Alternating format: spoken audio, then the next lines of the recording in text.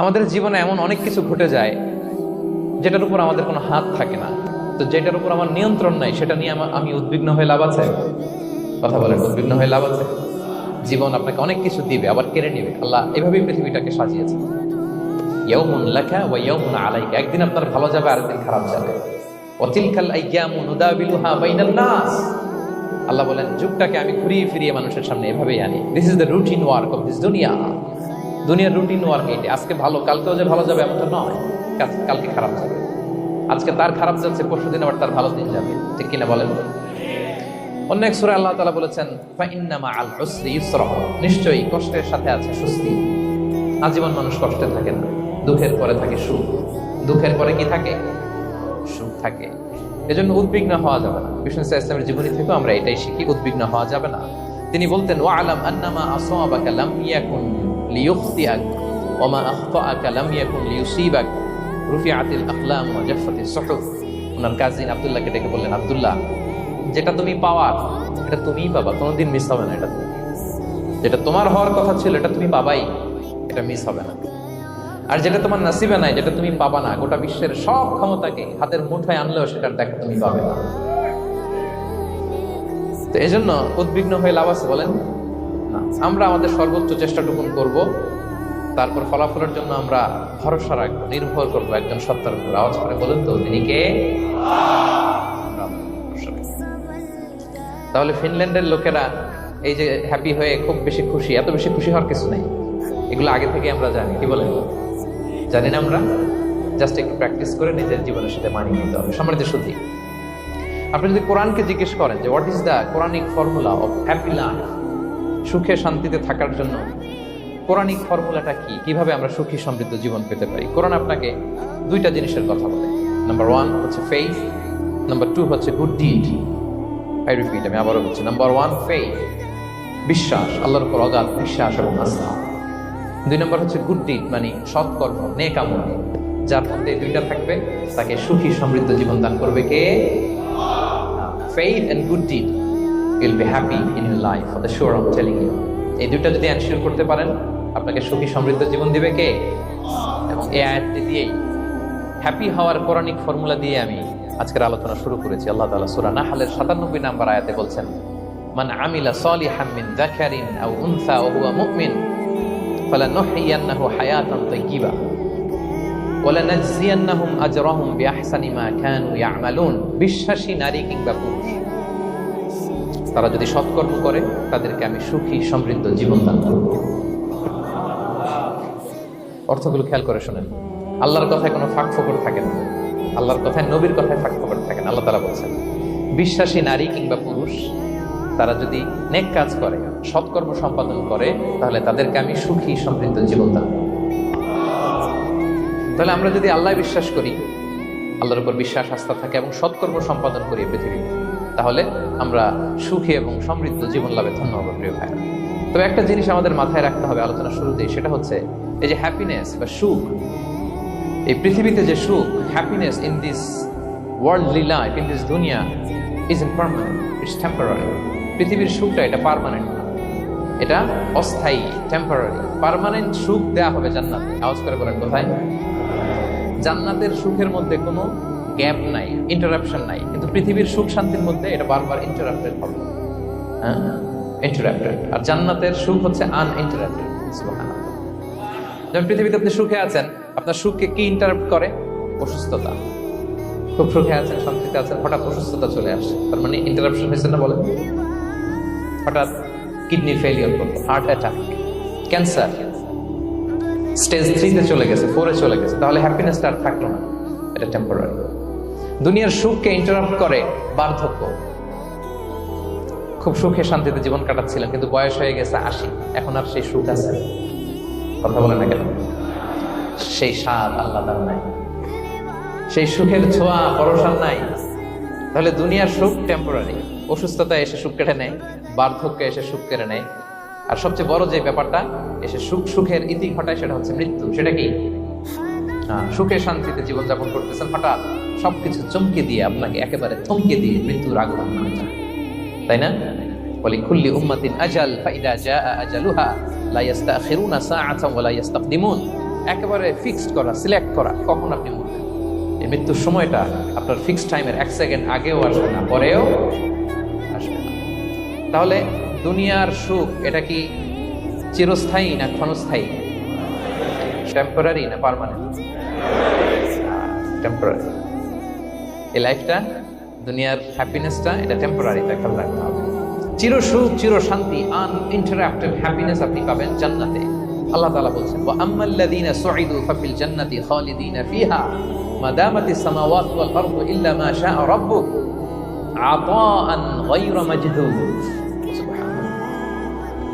জান্নাতের নিয়ামত সুখ হবে, এটাকে আল্লাহ নাম দিয়েছেন আতা গায়রা মাজজুজ, এন্ড আনইন্টারাপ্টেড গিভিং।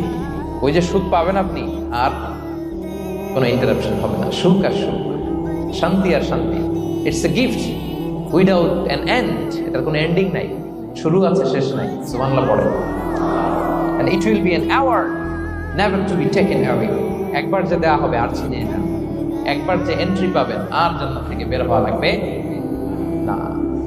তাহলে সুখ শান্তি আমরা কিভাবে পাবো এটা জানার আগে এই কথাটা আমাদেরকে মাথায় আগে ঢুকিয়ে নিতে হবে যে দুনিয়ার জীবনটা, এখানে সুখ শান্তি ক্ষণস্থায়ী।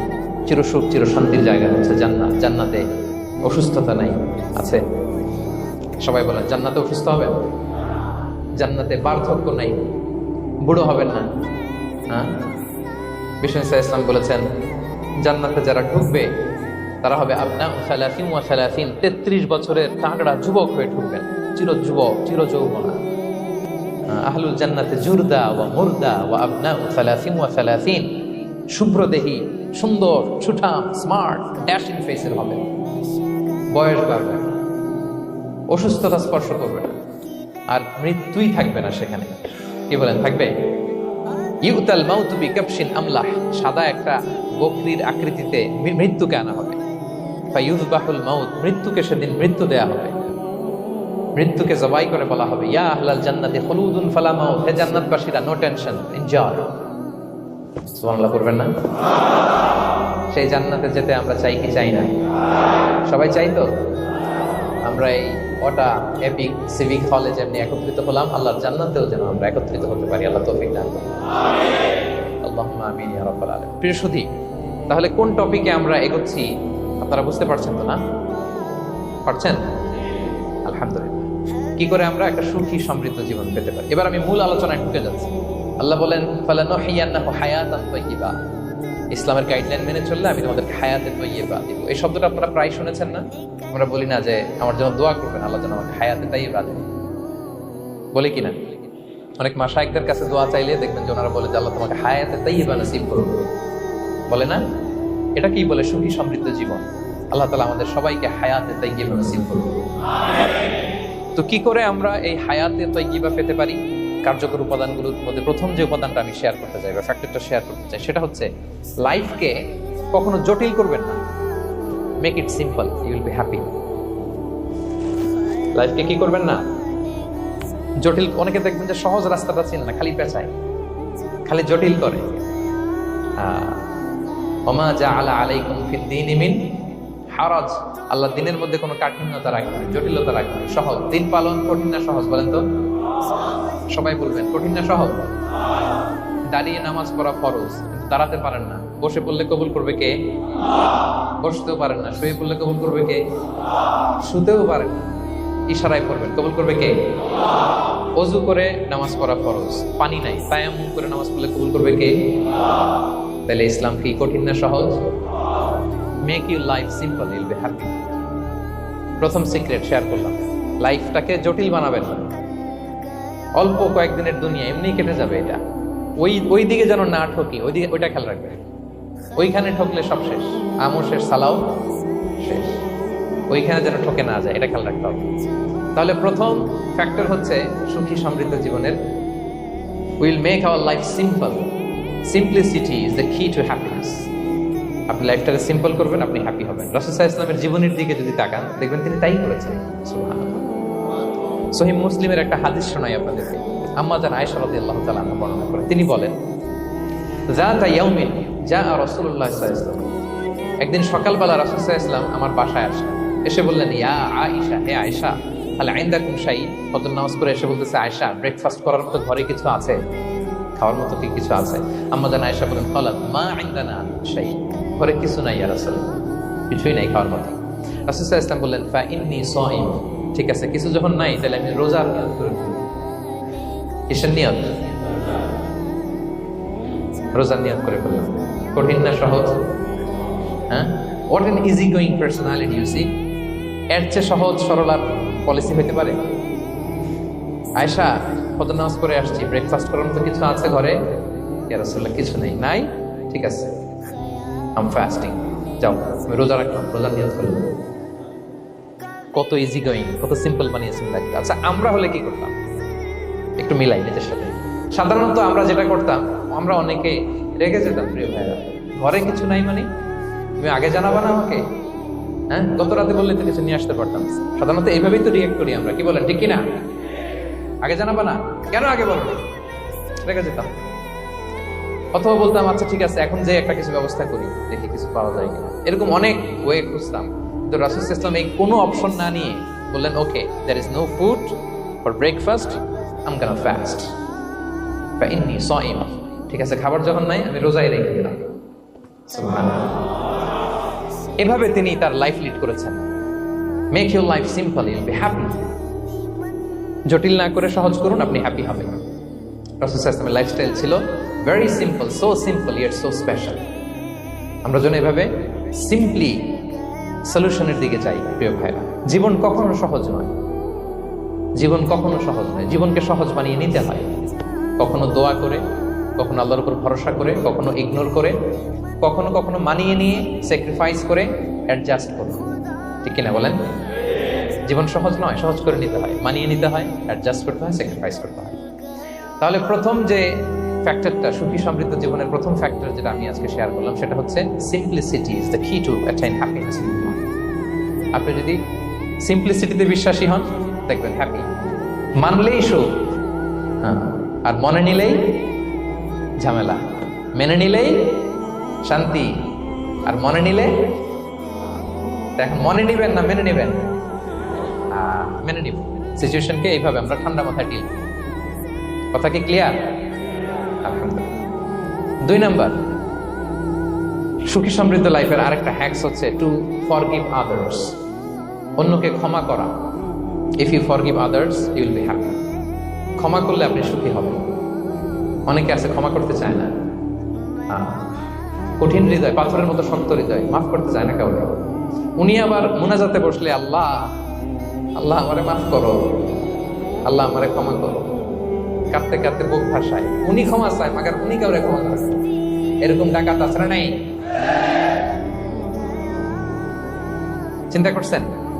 উনি ক্ষমা চায় আল্লাহর কাছে, কিন্তু উনি ক্ষমা করে না। প্রিয় ভাইরা, ক্ষমা করুন। যে ক্ষমা করে সে ক্ষমা পায়।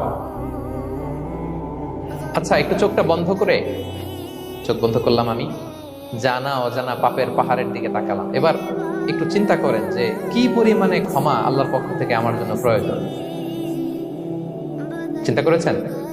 এবার চোখ খুলুন, পাপের পাহাড়ের দিকে একটু তাকান। আপনার জানা অজানা যে পাপের পাহাড়, তাকান এবং ভাবুন এগুলোর জন্য কি পরিমাণে ক্ষমা আল্লাহর পক্ষ থেকে আপনার দরকার, প্রয়োজন। সেই প্রয়োজনের তাগিদে হলেও ক্ষমা করুন। খেয়াল রাখবেন, যে ক্ষমা করে সে ক্ষমা পায়, যে অন্যকে ক্ষমা করে না সে ক্ষমা পায় না। তাহলে আল্লাহর কাছে ক্ষমা চাওয়ার আগে আপনি আপনার পাশের লোকদেরকে ক্ষমা করবেন। পারা যাবে তো ইনশাআল্লাহ? ক্ষমা এটা সবাই করতে পারে না, এটা অনেক বড় মহৎ গুণ। যার হৃদয় বড় সে ক্ষমা করতে পারে।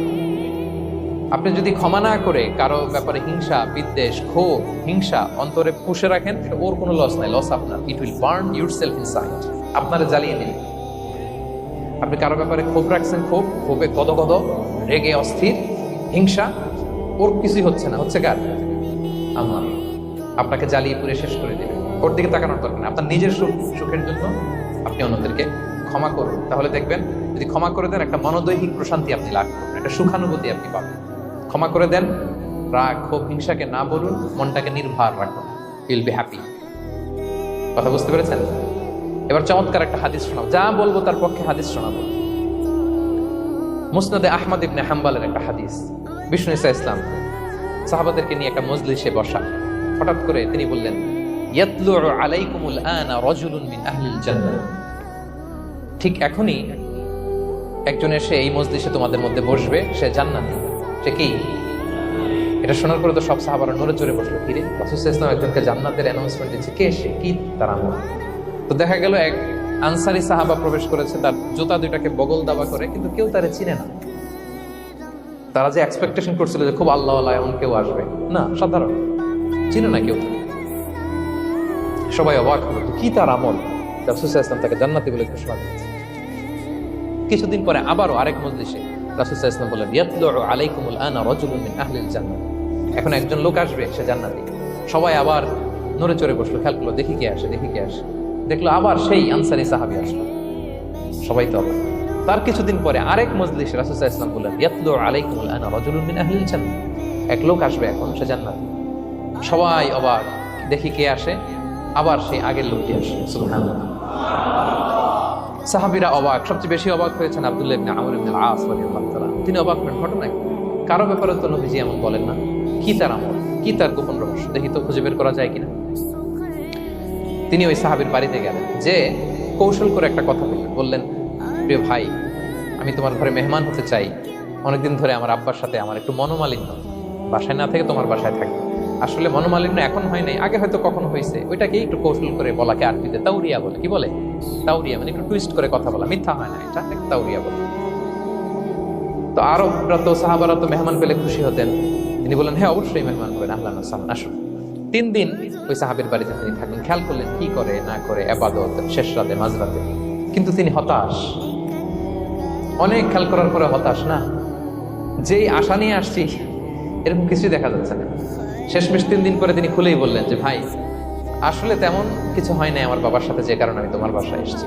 আমি এসেছি তোমাকে ফলো করবার জন্য। ফলো করবার জন্য? কারণ কি? তখন তিনি বললেন, 3টা ভরা মজলিসে বিষ্ণু সাল্লাল্লাহু আলাইহি ওয়াসাল্লাম তোমাকে জান্নাতি বলে ঘোষণা দিয়েছে। আমি দেখতে চেয়েছি যে তুমি কি আমল করো, কি তোমার এমন আমল যে কারণে তুমি জান্নাতি, একটু দেখার জন্য এসেছি। রাসূল সাল্লাল্লাহু আলাইহি ওয়াসাল্লাম তোমাকে 3বার জান্নাতি বলে ঘোষণা দিয়েছে। কিন্তু দেখলাম না, তুমি নামাজের সময় নামাজ যাও, শেষ সাথে তাহাজ্জুদ করো, তাও 2-4 রাকাত, কোনোদিন করো কোনোদিন করো না, কোরআন তেলাওয়াত করো, দান সদকা স্বাভাবিক করো, অস্বাভাবিক কিছু না, আমাদের মতোই, কখনো কখনো আমাদের চেয়েও কম। তো কি তোমার গোপন রহস্য? ওই সাহাবী বলে, আমিও জানি না। কেন যে নবী সাল্লাল্লাহু আলাইহি ওয়াসাল্লাম বলছে আমিও জানি না। তবে তবে তবে একটা ব্যাপার আমি মনে করি, হয়তো এটা আল্লাহর কাছে পছন্দনীয় হতে পারে। এইবার তো আব্দুল্লাহ বলে, ওই তবেটা কি বলবে? সেটা কি? একটা আমল তুমি করো, এটা হয়তো আল্লাহর ভালো লাগতে পারে, সেটা কি আমাকে বলো। তখন সেই আনসারী সাহাবী বলল যে, আমি প্রতিদিন যখন রাতে বিছানায় ঘুমোতে যাই, আমি ঘুমোতে যাওয়ার আগে সবাইকে ক্ষমা করে তারপর বিছানায় যাই। আমি কারো ব্যাপারে আমার অন্তরে, আমার হৃদয়ে কোনো হিংসা, বিদ্বেষ, ক্ষোভ, রাগ পেলে পুষে রাখি না। আমি ওই দিনেরটা ওই দিন মিটাই ফেলি। আল্লাহরে বলি, আল্লাহ আজকে আমার যে কষ্ট দিয়েছে, জুলুম করেছে, যার সাথে আমার মনোমালিন্য হয়েছে, কারো ব্যাপারে কোনো কমপ্লেইন, অভিযোগ, রাগ, ক্ষোভ কিংবা হিংসা আমার হৃদয়ে নাই। আল্লাহ আমি সবাইকে মাফ করে দিই। এইটা বলে আমি বিছানায় ঘুমাতে। আল্লাহু আকবার। আব্দুল্লাহ ইবনে আমর ইবনে আল-আস বলেন, হ্যাঁ দা হুয়া, আরে এটাই তো সেটা, যেটা তুমি ছোট আমল মনে করো, সেটা এত সহজ নয়। আমরা অনেকেই হয়তো এটা পারি না, তুমি পেরেছো। এজন্যই আল্লাহ তাআলা তোমার মর্যাদা বাড়িয়ে দিয়েছে। পড়েন সুবহানাল্লাহ। প্রিয় ভাইরা, যে ক্ষমা করে তার মর্যাদা বাড়িয়ে দেয় কে? এখন থেকে কি করবেন? অন্তরে ক্ষমা, রাগ, ক্ষোভ এগুলো পুষে রাখবেন। কি করবেন? পারবেন? আমরা এখন থেকে ঘুমোতে যাওয়ার আগে ক্ষমা করে দিব। আপনি যদি ক্ষমা করতে পারেন, অনেকে পারে না, না পারলে সে কষ্ট পায়, তার মধ্যে কষ্ট কাজ করে। আপনি যদি কষ্টটারে হালকা করতে চান, আপনি ক্ষমা করে দিলেন। রাসূল সাল্লাল্লাহু আলাইহি ওয়াসাল্লাম মক্কা বিজয়ের পরে সাধারণ ক্ষমার ঘোষণা দিলেন। 3-4 জনকে তিনি এক্সিকিউশন করলেন, শাস্তি দিলেন। তারপরে তিনি সাধারণ ক্ষমা, যে তাকে মেরেছে, বাড়ি হারা করেছে, ঘর হারা করেছে, নামাজ পড়ার সময় ওটার নারী ঘুড়ি চাপিয়ে দিয়েছে, ফাঁস লাগিয়েছে গলায়, সবাইকে গণক্ষমা। তিনি বলেছেন, লা তাসরিবা আলাইকুমুল ইয়াউম ইযহাবু ফাআনতুমুত তুলাকা, যে কোনো প্রতিশোধ নাই, সবাইকে আমি ক্ষমা করে দিলাম। তাহলে যদি আপনি হ্যাপি থাকতে চান, আপনি যদি মনোদৈহিক প্রশান্তি চান, ঘুমোতে যাওয়ার আগে আমরা কারো ব্যাপারে রাগ ও হিংসা রাখবো না। হিংসা এমন ভয়ঙ্কর, এটা আপনারা জ্বালায় ফেলবে ভিতর থেকে। It will burn yourself inside. তাহলে আমরা ক্ষমা করবো। কি করবো? তাহলে আমরা হ্যাপি হবো। তাহলে কয়টা ফ্যাক্টর বললাম? এক নম্বরে কি ছিল? Simplicity, make your life simple, Yule be happy, right? 2 number ক্ষমা, আমরা ক্ষমা করে দিব, ক্ষমাশীল হব, কারণ আমারও তো ক্ষমার দরকার আছে। কি বলেন? আমি গো ধরে থাকলাম, আমি মাফ করি না, কিন্তু আমি আবার মাফ চাই, এরকম করা যাবে না। ক্ষমা করব, তাহলে আমরা ক্ষমা পাবো। সুখী সমৃদ্ধ জীবনের 3 নাম্বার ফ্যাক্টর হচ্ছে try to make others happy, you will be happy. আপনি অন্যকে হ্যাপি রাখার চেষ্টা করেন, দেখবেন যে আপনি হ্যাপি হয়ে গেছেন। আমরা সবাই নিজেকে নিয়ে ব্যস্ত, আমার আমার আমার বলতে বলতে অস্থির, আর স্বস্তি আসে না হৃদয়ে, চিত্তে শান্তি নাই, অস্থির। কারণ আমি আমার এগুলো বললেই অশান্তি হয়। আর যদি আমাদের, আমরা সবাই এইভাবে প্ল্যান করলে সুখ শান্তি ঢেলে দেয় কে? 3 নাম্বার হচ্ছে try to make others happy, will be happy. অন্যরে হ্যাপি বানাতে চান, আল্লাহ আপনারে হ্যাপি বানায় দিবে। অন্যকে হেল্প করেন, অন্যকে দেন, দেখবেন কি সুখ। প্রিয় ভাইরা, দেয়ার যে কি আনন্দ, এটা যে দেয় না সে টের পায় না। দেয়ার যে জ্ঞান, এটা যে দেয় সে পায়। দিলে একটা সুখানুভূতি আছে, অন্তরে একটা সুখ আছে। আপনি যে দান করলেন, এই সব তো আল্লাহ আপনার জন্য রেখে দিয়েছেন। আপনার ছোট্ট দান, এটাকে পেলে পুষে বাড়িয়ে, কামা ইউরাব্বি আহাদুকুম ফুলুওয়া, বুখারীর বর্ণনা, যেমনি মনিব গরু পালে, বাছুর পেলে বাচ্চাটারে বড় করে, আল্লাহ বলে তোমার ছোট্ট দানটাকে পেলে পুষে বড় করে আমি উহুদ পাহাড়ের সমান করে তোমার আমলনামায় ঢুকাই দেব। এটা তো জমা আছে, কিন্তু ইনস্ট্যান্ট ইমিডিয়েট রিওয়ার্ড একটা আছে, তাৎক্ষণিক পাবেন দিলে। ওটা কি? সুখ। আওয়াজ করে বলতে হবে, এটা কি? দিলে যে কি সুখ, এটা যারা দেয় না, যারা পকেটে হাত ঢুকায় রাখে, পকেট থেকে বের করতে চান, এরা এটা বুঝবে না। দেন দেন, আল্লাহ বলে এ বানি আদম দাও, দিলে আমি তোমার দেব। আনফিক ইয়া আদম উনফিক আলাইক, এ বানি আদম দাও, আমি তোমার দেব। মদিনার সবচেয়ে গরিব সাহাবী হচ্ছেন বেলাল ইবনে রাবাহ রাদিয়াল্লাহু তাআলা আনহু। ওনার অ্যাসেটের পরিমাণ কত জানেন? একটা লুঙ্গি। রাদিয়াল্লাহু তাআলা আনহু টোটাল অ্যাসেটের এস্টিমেশন হচ্ছে প্রাইভেটটাকে কভার করার জন্য একটা লুঙ্গি। উনাকে বিষ্ণু ইসলাম বলেছেন আনফিক ইয়া বেলাল, বেলাল তুমিও দাও। ওয়ালা তাখশা মিন দিল আরশি ইকলালা, আরশের অধিপতির ভান্ডারে কোনো কমতি নাই, বেলাল তুমিও দাও, যা পারো দাও। তুমি এমন রবের গোলাম, তার ভান্ডারে কমতি নাই। হাদিসে কুদসিতে আল্লাহ বলেন ইবনা আদম লাউ আন্না আউওয়ালাকুম আখিরাকুম ইনসাকুম জিন্নাকুম কামু আলা সাঈদিন ওয়াহিদ, পৃথিবীর আদম থেকে শুরু করে শেষ পর্যন্ত হাজার হাজার কোটি কোটি লক্ষ মানুষ যদি একটা প্রান্তরে দাঁড়িয়ে চাইতে থাকো আমি আল্লাহর কাছে, খালি চাও এটা দাও আল্লাহ, এটা দাও, যা যা দরকার আমি যদি সবও দিয়ে দেই, আমি আল্লাহর ধন ভান্ডারের 1 ইঞ্চিও কমবে না। তবে হ্যাঁ, কমতে পারে। হাদিসের শেষে আছে হ্যাঁ, তবে কমতে পারে।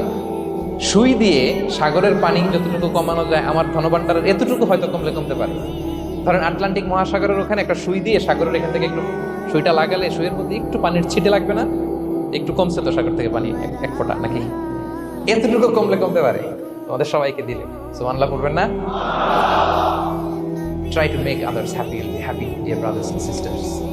অন্যকে দেন, অন্যকে হ্যাপি করার চেষ্টা করেন, আল্লাহ আপনাকে হ্যাপি বানান।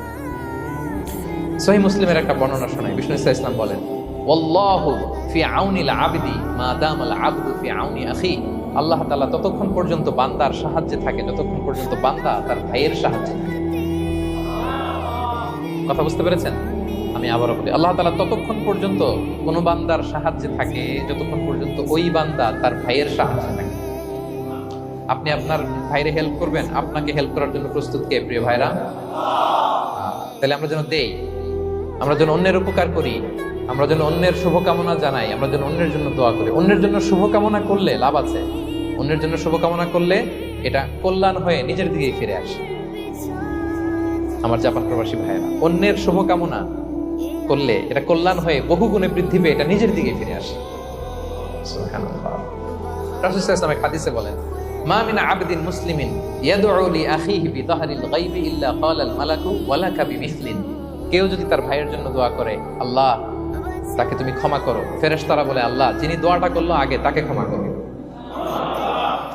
আপনি যদি বলেন আল্লাহ আমার ভাই অসুস্থ, আল্লাহ তাকে সুস্থ করো, ফেরেশতারা বলতে থাকে আল্লাহ যিনি দোয়া করলো তার যদি কোনো অসুস্থতা থাকে তুমি আগে তাকে সুস্থ করো।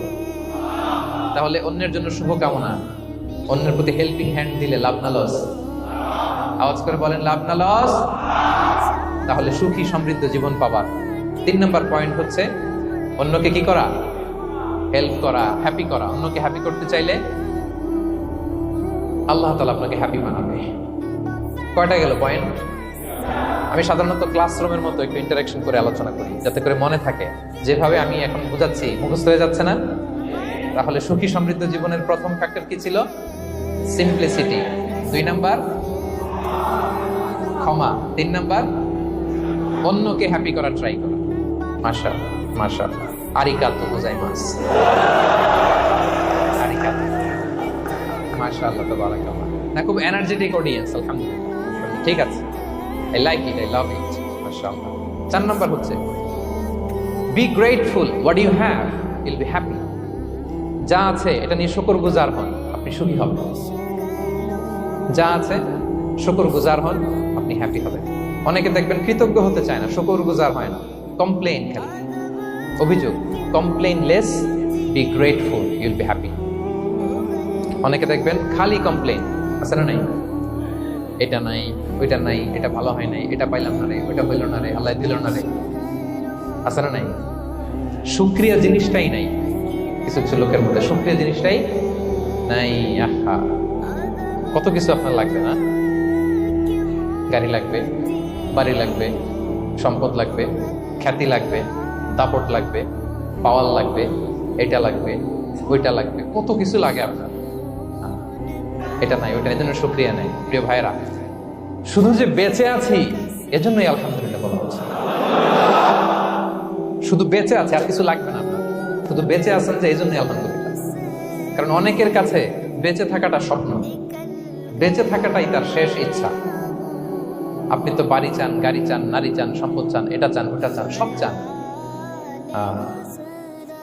ক্যান্সারে আক্রান্ত রোগী 4th স্টেজে চলে গেছে, হসপিটালে যাই ওনারা জিজ্ঞেস করেন, ভাই আপনি কি চান? গাড়ি, বাড়ি, সম্পদ, কি চান ভাই? বলবে, ভাই আমি শুধু বাঁচতে চাই।